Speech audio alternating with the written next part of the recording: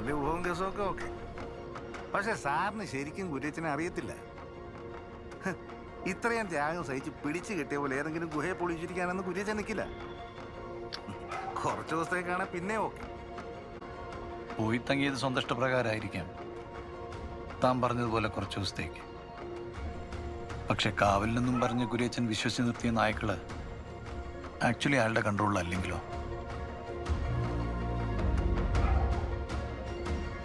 ഈ പറയുന്ന ഗുഹയിൽ നിന്ന് അയാൾ തിരിച്ച് പുറത്തിറങ്ങണോ വേണ്ടയും തീരുമാനിക്കേണ്ടത്